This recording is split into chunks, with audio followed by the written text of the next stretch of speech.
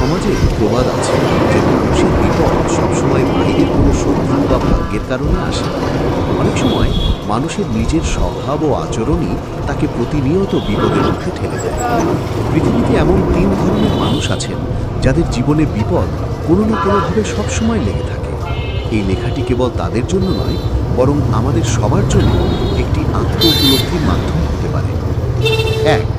অতি অহংকারী ও একগুঁয়ে মানুষ। অহংকার মানুষের পতনের মূল কারণ।